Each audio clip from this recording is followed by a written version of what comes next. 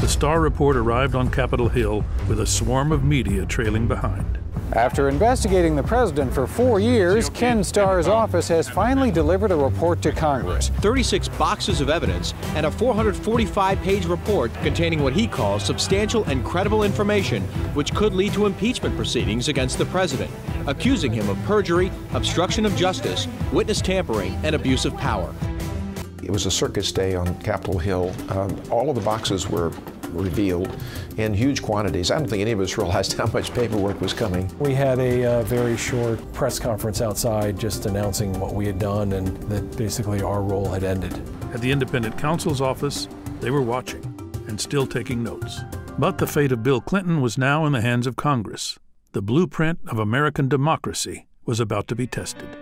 I think maybe it was about that time when I realized, yeah, this is probably going to go to an impeachment proceeding. When the Starr report came out, that it was a predicate for impeachment hearings, because I had believed all along that this was a politically motivated investigation.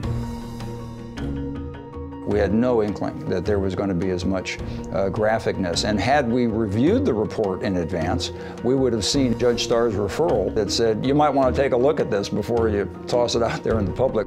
The 455-page report reads more like something you'd find in Penthouse magazine than a grand jury investigation. It is filled with explicit details about the president and Monica Lewinsky. The tawdry details played into the argument that it had all just been an attempt to embarrass the president.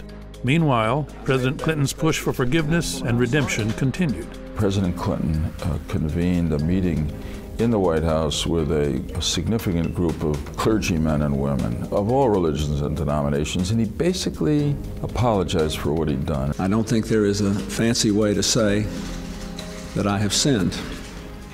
First and most important, my family. Also, my friends, my staff, my cabinet, Monica Lewinsky and her family, and the American people. I have asked all for their forgiveness. Yet all of the apologies did little to temper the emotions on both sides of the aisle. The problem that I always had with President Clinton was nothing surprised me about him. The good, the bad, or the ugly, as they say. He was a very bright man. We had known for a long time that his interest in women was certainly something that surfaced every now and then. Even the most ardent supporters of President Clinton understood clearly his behavior was reprehensible.